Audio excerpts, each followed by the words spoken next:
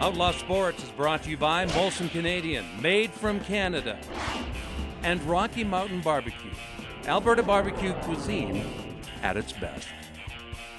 Before today's segment, we want to give you a chance to win a real cool prize. All you have to do is follow us on Twitter and Facebook.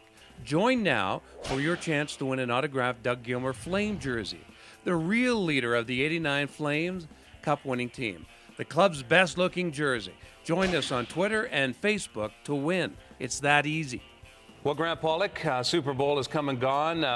An okay game, in my estimation, as far as the early part. The fourth quarter certainly was interesting. And anytime you get a game right down to the last play, it holds you to your seat and you're excited to watch it. So some good and some bad, but here we go. And the New York Giants are world champions once again. And Eli Manning is certainly deserving of the MVP and being ranked in the Tom Brady category. Yeah. So many things you can talk about this game. Let's go first so-so. You say so-so. I think it was a good game. Mm-hmm. Why do you say just so-so? Was it because how bad the Patriots were at the beginning that made it so-so? Because I thought there was a lot of drama. There was a lot of great football. No big plays, Grant. It was just kind of control. Until the end. Yes. Until the last drive by the Giants. Yes. Then there were big plays. Yep. But I thought there were some interesting plays. I enjoyed the game. I thought it was good. Like Chris Collingsworth of NBC said, too bad the Giants and Patriots couldn't play every game because it was good football. It was well-coached football.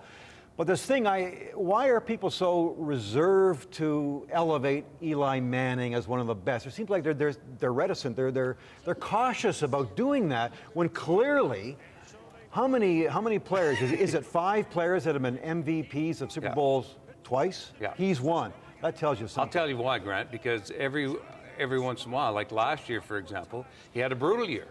And this year, him and Tom Coughlin were both almost run out of town 2 months ago. Then they get hot, and then they roll in. But that's the New York media jumping down someone's throat. If they lose 4 games in a row, those two are on their way out. And there was a lot of talk about it. You know, when you say it's so-so, I beg to differ because I think it was a good football game that the Giants won. However, the Patriots could have won it very easily.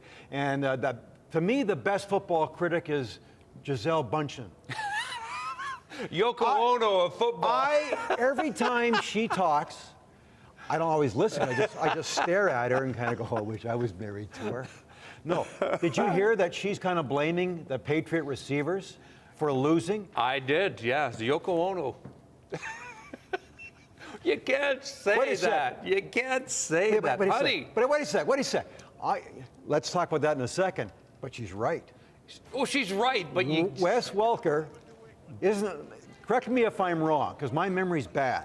Weren't the Patriots ahead 17-15? They're marching down the field. Welker, wide open, makes a catch that I probably couldn't make in my prime.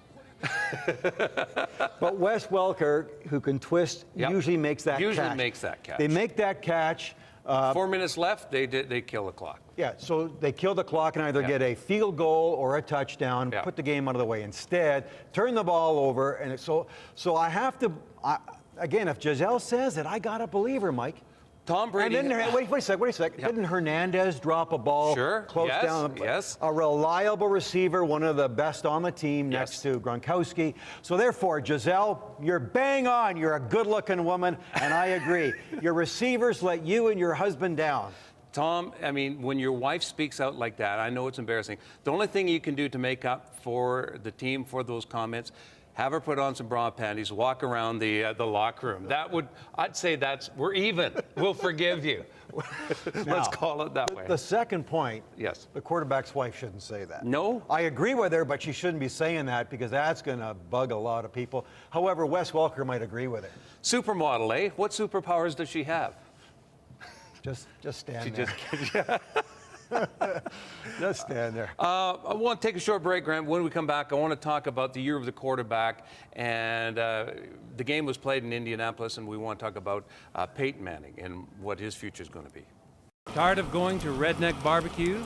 Well, you better call Rocky Mountain Barbecue. Alberta barbecue cuisine at its best. Great tasting food, clean and efficient service. Check us out online or call Rocky Mountain Barbecue.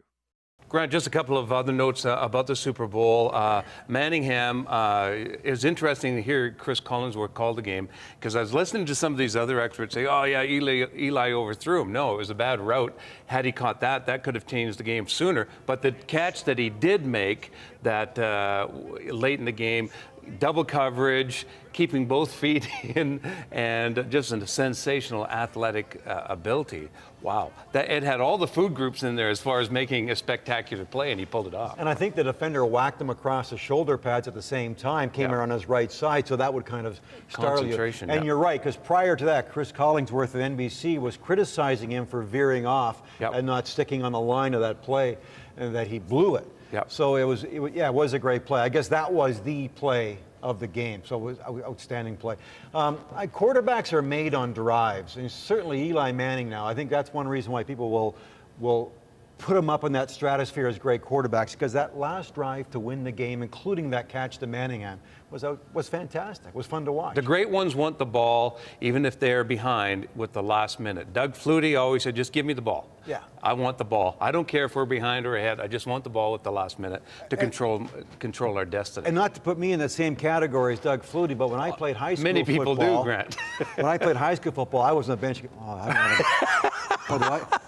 Do I have to go in? Do I have to? Don't throw it to me. No, I got to go on with a minute to go.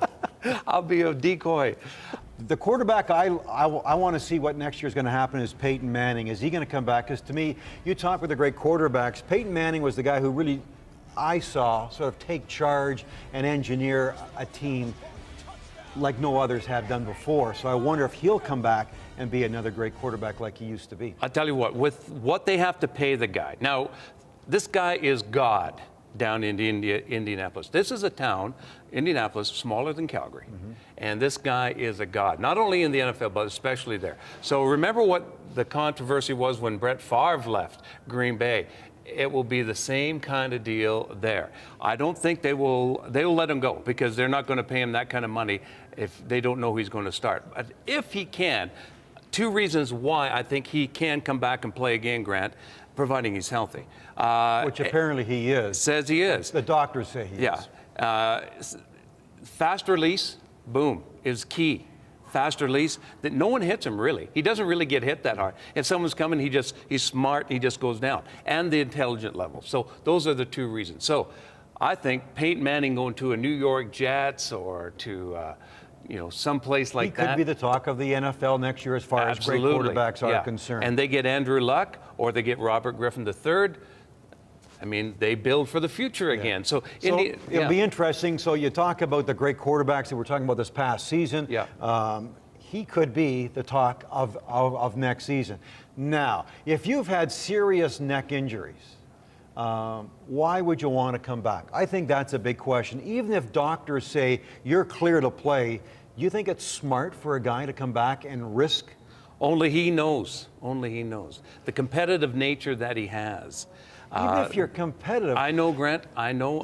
Does that make it smart? No. We don't hear very often of players like a Peyton Manning, for instance, or a Sidney Crosby, for instance, who make the tough decision saying, you know what, I want to come back. The competitive fire in me wants me to play, but I'm not going to. I'm going to play it smart. I'm going to think of my family in the future. That doesn't happen, or we don't hear about that very often. And it'll be interesting to see where Peyton Manning goes. I think that'll be the quarterback story of next season or in the offseason. History, we've had all that. It goes right back to the days of Muhammad Ali.